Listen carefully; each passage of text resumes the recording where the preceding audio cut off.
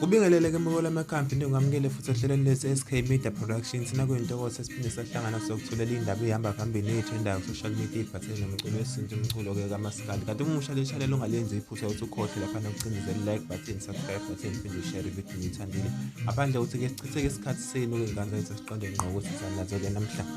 namhlanje ke mbukela amakhampani phethe udaba phani sekusuke ukukhuluma enkundleni zokuxhumana kulandela lapha inkulumo ke vele kusisika Ngizwe welile Mchunu nayo Dr. Dlamini umzimba ukhalimala ungagcinanga ke lapho mbukeli sibonile la kuma group aka Facebook einkundleni zokuxhumana abantu beveza ungaphatheki kwabo ngabaculi bamaskandi abaveza lapha nabakhombise ungamseki uNgizwe kulesehlo sokuthi ke egcine bosho kuzokhumuleka uNgizwe bakethu ukuthi ke ungomunye abantu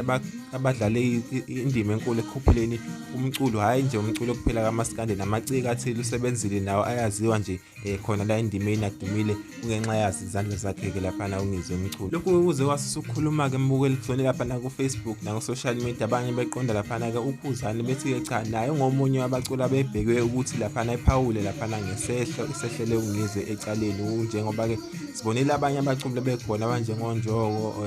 igcwamelisha uNevicator singababala abaningi kodwa naye uKhuzani njengomuntu obekade vele wayesebenza nayo Ngizwe ababekade besebenza nje kakhulu nayo icala sinakwida nayo amanye ama-event akhona nangaphambilini uKhuzani FM bebebhekile ke abantu abaningi ukuthi ngenzeka ukuthi uKhuzani naye bebhekwe njengomuntu ukuthi kumele Paul noma ke ekhombisa nje ukuzwelana naye ke uNgizwe umculo lokho kudala ukuthi uKhuzani naye egcine ephendula ke enkundleni zakhe zokuxhumana lapha ashiye khona ke post ebda ku Facebook page yakhe ishiye imibuzo abantu abaningi ebishaya ngamaphuzu ke amade lapha nabebalona ukuthi ke yena uKhuzani mina ngeke ngisiza abantu ukuthi ngifuna ukubuka ngiseka abantu abenza kahle ngize ngiyomukela indondo zabo stage ngithi ngiqhuquzela ubumbano nokwesekana kodwa ke kuthiwe lapha na ke ngifuna ukubuka qhubeka yasilenziza uKhuzani ngeke ngisho ukuthi ngidlala ingoma zabaculi ngithi ngikhombisa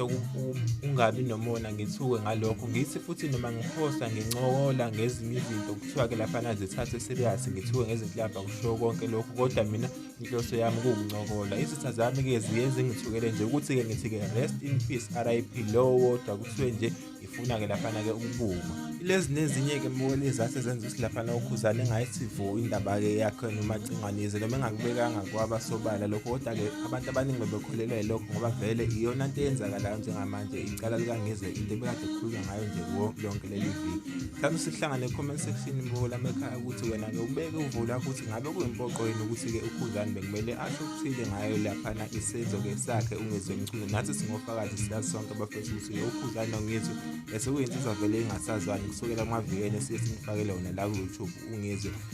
lapha na egxeka ke khona uKhuzani kwezinye zezinto sithanda ke siqedele udaba e comment section ubeke uvula lakho nangesinye isikhathi sokuhlangana siyabonga.